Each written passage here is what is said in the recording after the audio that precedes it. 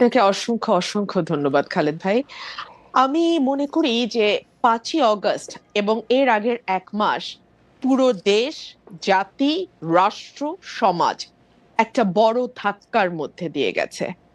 এমন একটা অভ্যুত্থান যেটা হয়তো আর ঠিক অভ্যুত্থানটি হবার 1 সপ্তাহ আগেও কেউ চিন্তা করতে পারে নাই, এবং মোটামুটি সকল রাজনৈতিক দল সহ দেশের মানুষও এক প্রকার মেনে নিয়েছিল যে 2028 সাল পর্যন্ত অ্যাটলিস্ট চোখ বন্ধ করে আওয়ামী লীগ থাকবে, এবং তারপরেও আরো 5 বছর থেকে সেটা সেই 41 পর্যন্ত গড়াবে কিনা সেটা নিয়ে নানান তর্ক হুম, বিতর্ক বা কিছু কথাবার্তা হয়তো সমাজে বা রাজনীতির মাঠে চালু ছিল।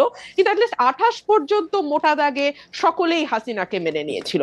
কিন্তু এর মধ্যে যে হঠাৎ করে এমন একটি ধাক্কা আসবে, সেটা আজকে বুকে হাত দিয়ে সকলে যদি যার যার কাছে নিজের সৎ হুম। থেকে আয়নার সামনে দাঁড়িয়ে নিজেকে প্রশ্ন করে, আমার মনে হয় তারা তাদের উত্তরটি পেয়ে যাবে।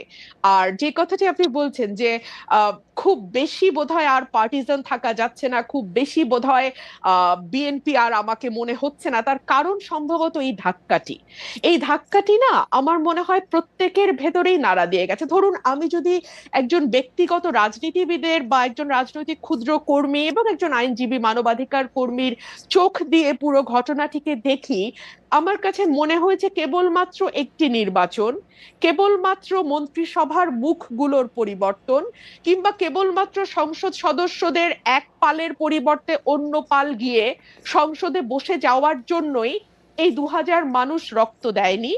আহ আবু সাইদ একেবারে নির্ভীক চিত্তে একটা গুলি, তারপরে আরেকটা গুলি, এবং ধীরে ধীরে তার মাটিতে বসে পড়া, এই বিষয়গুলো আসলে না এক পাল মানুষের বদলে আরেকটা পাল মানুষের বসে যাবার জন্য হয়নি।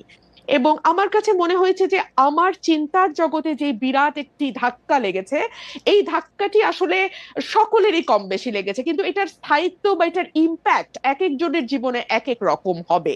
ধরুন আমার কাছে মনে হয়েছে যে একটি সুষ্ঠু নির্বাচন, বাংলাদেশে যদি একটি সুষ্ঠু নির্বাচনের ধারাবাহিকতা থাকতো তাহলে কি হতো? তাহলে 2014 সালে হাইলি লাইকলি বিএনপি সরকার গঠন করত এবং শেখ হাসিনা এবং আওয়ামী লীগ বিরোধী দলে বসতো।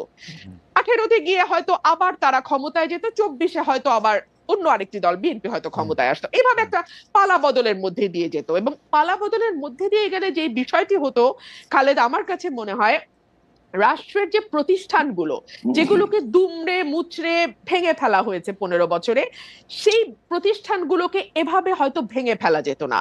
আজকে যেভাবে আমরা দেখতে পাচ্ছি মসজিদের খতিব থেকে শুরু করে একেবারে পাড়ার স্কুলের হেডমাস্টার পর্যন্ত পালিয়ে যে প্রাণ বাঁচাচ্ছেন, কারণ সোশ্যাল টেক্সচারটা পুরোপুরি নষ্ট হয়ে গিয়ে একেবারে প্রান্তিক লেভেল পর্যন্ত সকলকেই এক দলের সদস্য হয়ে যেতে হচ্ছে, এই অবস্থাতে বাংলাদেশ যেত না। একটা পাওয়ারের তো একটা ব্যালেন্স থাকে, ভার্টিক্যাল এন্ড হরাইজন্টাল। ভার্টিক্যালটা হয় রাষ্ট্র, হরাইজন্টালটা হয় সমাজ। কিন্তু আমাদের এই সমাজের টেক্সচারটাকে, সমাজের বুননটাকে খুবই হুম। সিস্টেম্যাটিক্যালি হত্যা করা হয়েছে, এবং হত্যা করা হয়েছে খুবই একটা পারপাসফুলি, একটা মানে লক্ষ্যকে সামনে রেখে।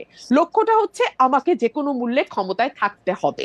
সুতরাং এইরকম ভুল যদি পরবর্তীতে কোনো রাজনৈতিক গোষ্ঠী এই ভুলটি করবার ন্যূনতম চেষ্টা করে, এই দেশের মানুষ কিন্তু মরতে শিখেছে, এবং ওরা কিন্তু একটা ভীতির মধ্যে ছিল। হ্যাঁ, 15 বছর লিখতে হুম, ভয় হুম, পায়, হুম, বলতে ভয় পায়, হুম, হুম। নিজেকে এক্সপ্রেস করতে ভয় পায়, ইচ্ছা করে একটা পালের না, মধ্যে লুকিয়ে থাকে। বেরসে ফারহানা, সেই জায়গা থেকে বেরসে বেরিয়ে ফারহানা এসছে। একটু ইন্টারাপ্ট করি। আপনি যেই অবস্থাটা বর্ণনা দিলেন, আপনার মনে কি এই শঙ্কাটা রয়ে গেছে, যেহেতু আপনি শুরু করেছিলেন যে এক পাল মানুষ থেকে আরেক পাল মানুষ, আপনার মধ্যে কি এই শঙ্কা রয়ে গেছে যে বিএনপি আসলেও তাদের ইয়াটা একটা লম্বা হবে এবং প্রায় একই ধরনের জায়গা হবে, যেইটা মানে যেই আশঙ্কা মান্না ভাইয়েরও আছে, সেই আশঙ্কা কি আপনারও আছে যদি আসলে এই গুণগত পরিবর্তনটা না হয়?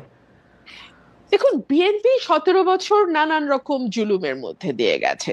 এই জুলুমের শিক্ষা বিএনপি কতটা নিয়েছে এটা বিএনপি ক্ষমতায় আসলেই আরো পরিষ্কারভাবে বোঝা যাবে।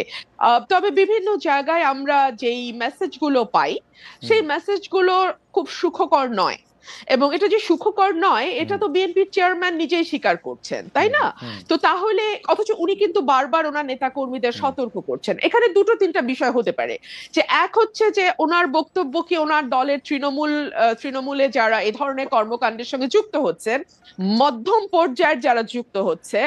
এবং একটা সেকেন্ড বেশি ফারানা, আপনি যখন এই কথা বলছেন আমাদের একজন দর্শক এই মন্তব্য পাঠিয়েছেন যে ফেসিস্ট আমলে রুমিন ফারানার প্রতিবাদী ভয়েস আমাদের সকলকে প্রেরণা যোগাতো, এখন কিছু কিছু এলাকায় বিএনপির অপকর্মের বিরুদ্ধে আমরা কি সেই একই কণ্ঠ শুনতে পাবো কিনা? ইন্টারেস্টিং, আমি ঠিক এই কথাটাই বলছিলাম, তাই না খালেদ ভাই? হ্যাঁ, তো এই ওনার এই কথাটা কি lower level, lower tier, mid tier and high tier খুব বেশি গুরুত্ব দিচ্ছে না? গুরুত্ব না দিলে কেন দিচ্ছে না? কারণ তারা কি মনে করছে যে কোনো ব্যবস্থা নেওয়া হবে না? কিন্তু আমরা তো বেশ কয়েকটি জায়গায় ব্যবস্থা নিতেও দেখলাম, তাই না?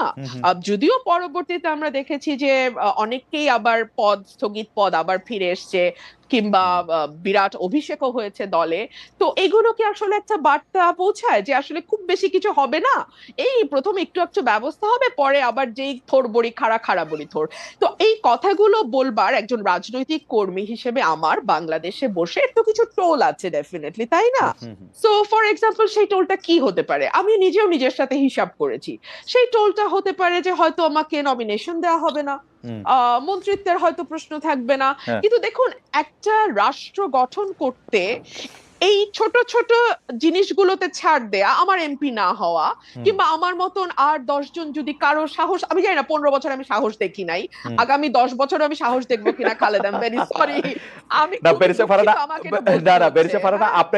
আপনাকে একটু থামাই এ পর্যায়ে, আমি শুধু প্রশ্নটা করে রাখি, সেটা হচ্ছে যে আপনি একাদশ জাতীয় সংসদে অন্যতম বিরোধী কণ্ঠস্বর ছিলেন, সংসদের মধ্যে সংসদের বাইরে, কিন্তু যারাই বিগত 3 সংসদ নির্বাচন অংশ নিয়েছেন, সংসদে গিয়েছিলেন, তাদের ভালোভাবে দেখছে না বৈষম্য বিরোধী ছাত্র আন্দোলনের নেতারা বিগত 3টি নির্বাচনের সমালোচনা করলে একই সঙ্গে সংসদে থাকা ঠিক হয়েছে কিনা সেটি প্রশ্ন করছে।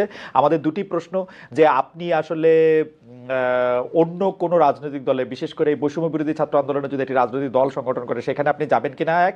আর দুই হচ্ছে যে আপনি যে আশঙ্কাটি করছেন যে আসলে নমিনেশন মনোনয়ন না পাওয়ার ব্যাপারে, সেটির ক্ষেত্রে আমি সেটা বলছি না খালেদ, আমি একটু ক্লিয়ার করি, না হলে না খুব একটা হেজি হয়ে থাকে।